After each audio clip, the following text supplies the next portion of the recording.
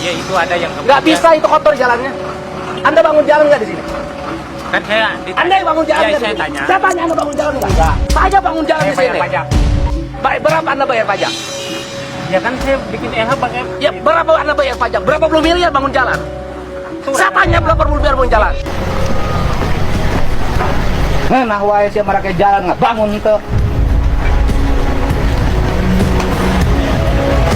Hei, kabeh sabulanan kudu dagang, bapak jelema kabeh dagang sabulanan di jalan.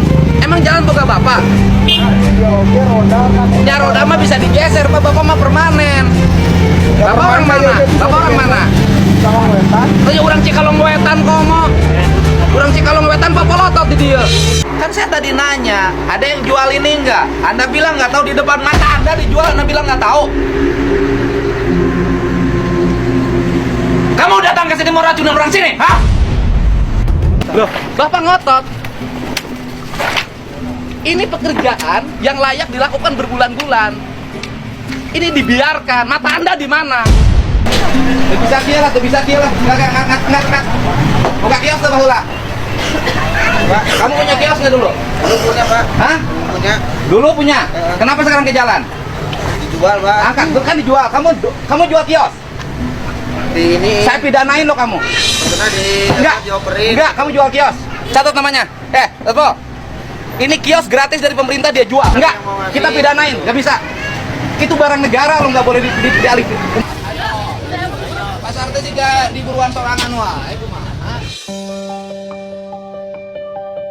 Jalmo kang wis pandeng semu sinamuning samudana sesadone adu manis. Nah, lalu apakah ini dijagokan untuk Indonesia? Ya mungkin saja iya, namun saya kecenderungannya, saya boleh mengungkapkan pendapat, saya kecenderungannya adalah bukan. Mengapa demikian? Saya menyoroti atau memandang Kang Deddy Mulyadi ini termasuk banyak sikap yang telah melantur. Ya, banyak sikap yang telah melantur atau melampaui batas dari kepemimpinannya. Ngitung paweling kaki sabdo palon pamongno swantara tapi ulo salamulya atur bagya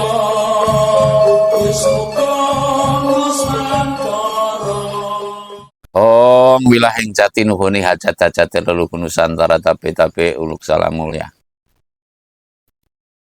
Banyak sekarang itu pejabat yang menurut saya kalau istilah itu ya sofos atau actionnya itu luar biasa.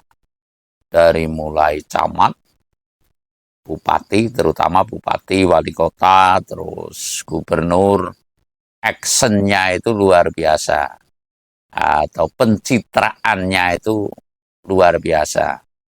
Nah, kalau saya pribadi itu yang namanya hidup itu tidak cukup dengan memandang dengan mata lahir, namun juga memandang dengan mata batin.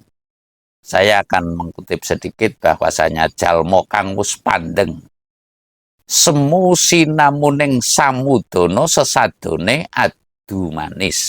Lah, apa yang dimaksud itu? Kurang lebihnya manusia yang sudah waspada, semu sinamuning solah tingkahnya secara mudah, samudana sesadone adu manis, artinya solah tingkahnya membuat kebahagiaan kepada orang lain.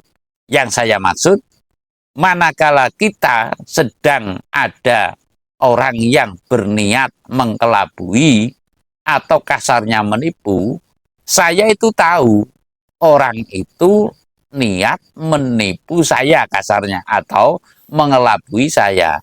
Namun saya harus mau ditipu. Tapi saya jangan sampai tertipu. Yang saya maksud perumpamaan ini, manakala ada yang bingung atas yang saya uraikan, Di antaranya adalah kalau dalam pewayangan itu lakon Kresna Duta.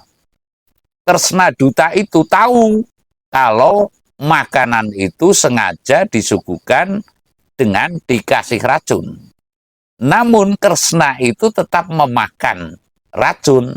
Namun Kresna tidak keracunan. Nah, ini yang saya maksud di antaranya urean tadi, yaitu jalmo kang wus pandeng semu sinamuning samudono sesadoning adu manis. Artinya tidak suka pencitraan, diketahui orang banyak, lalu programnya itu ya taruhlah masih dengan kata lain itu ya gila puja lah gitu aja.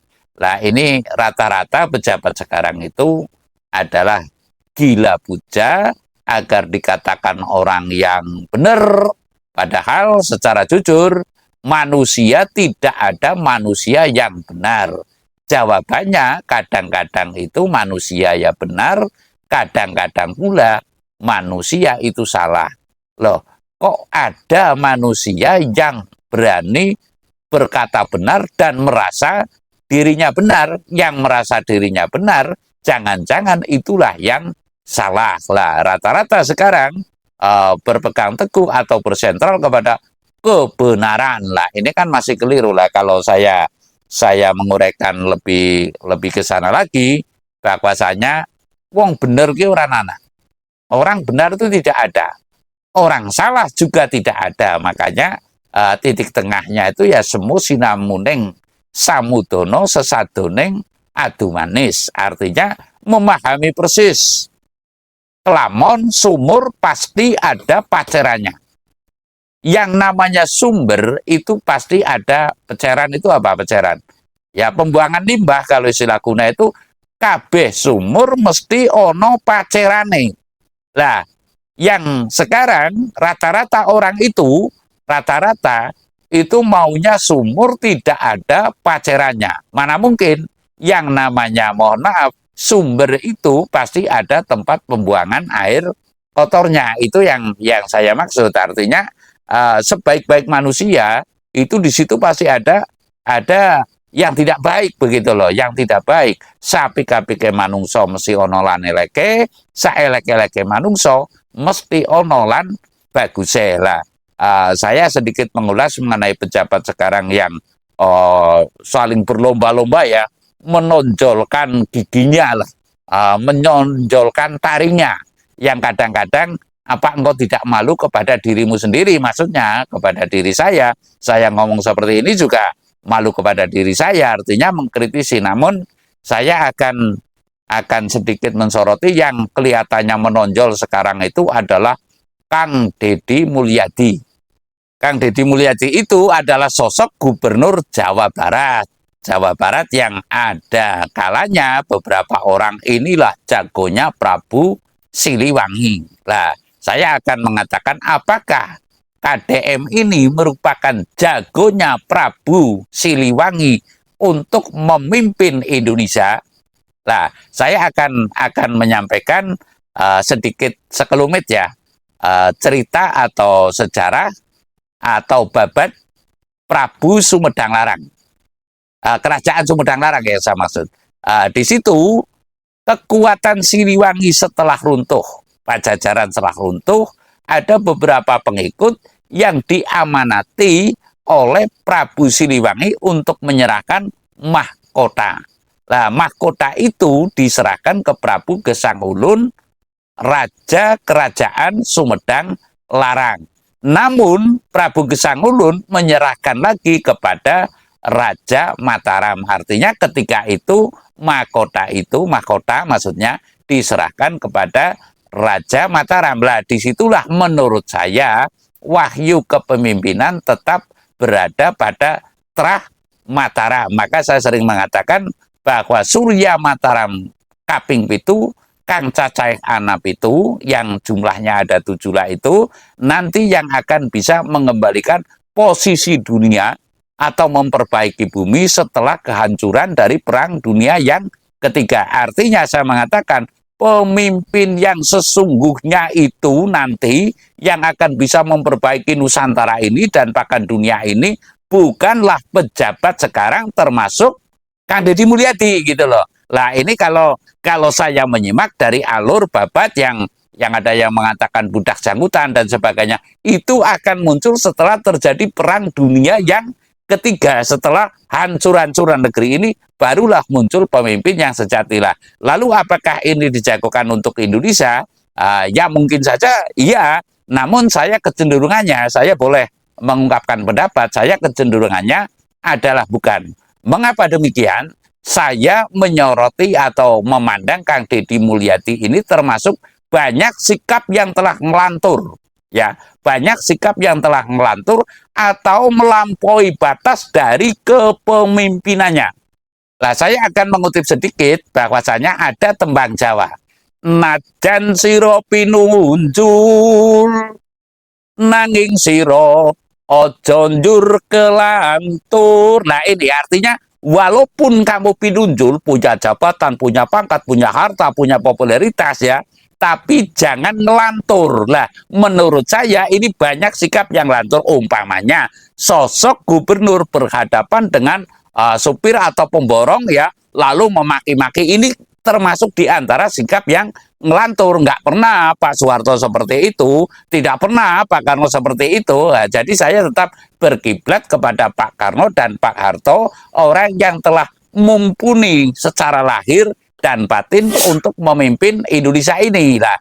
Jadi saya mengatakan di sini bahwasanya niscaya Kang Deddy adalah bukan jagonya Prabu Siliwangi, karena Prabu Siliwangi telah menyerahkan mahkota atas utusannya, diserahkan ke Prabu Gesangulun, Raja Sumedang Larang, dan lalu diserahkan kepada Raja Mataram lah.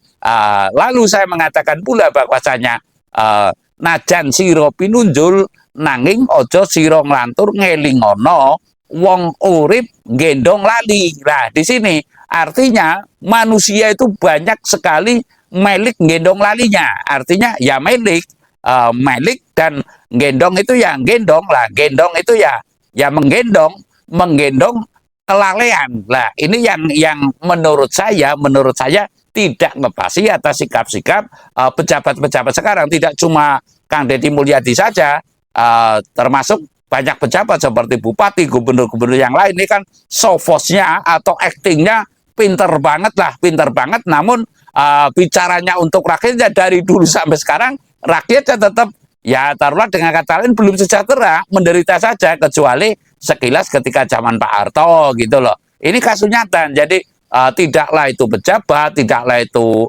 ulama, tidaklah itu satrianya. Kalau ngomong kan semua, kalau ulama ya untuk umat, kalau pejabat untuk rakyat. Tapi nyatanya rakyat dari dulu nggak pernah diperhatikan oleh sosok satria ataupun brahmananya, ini kan belum pernah. Lah, ini kasus nyata. Jadi saya menyampaikan di sini intinya, najan siro pinunjul, nanging ojo siro nglantur, ngelingono lamun manungsa iku melik gendong lali. Uripiku prayuga kang prasojo. Lah, ini jelas artinya kalau dalam kalimat Jawa ini yang sikap-sikap yang demikian sangat-sangat bertentangan dengan laku lampah Jawa. Sedangkan mahkota Prabu Siliwangi ini telah diserahkan dari Prabu Gesangulun kepada Kerajaan Mataram. Jadi ini menurut kami ya mungkin ada sebagian yang menurut saya itu tidak ngepasi. Mungkin saya ngomong demikian juga tidak ngepasi bagi yang sedang gandrung-gandrungnya dengan Kang Deddy Mulyadi. Umpamanya seperti sofos kita kan sudah beberapa kali, sofosnya Pak Jokowi ya, sofosnya mungkin pemimpin yang lain. Kasus nyatanya juga hasilnya masih biasa-biasa saja. Jadi intinya pemimpin yang terpilih nanti, yang terpilih oleh luhur itu adalah setelah hancurnya goro-goro. Niscaya Kang Deddy bukan kategori jagonya leluhur Nusantara. Saya rasa demikian. Terima kasih.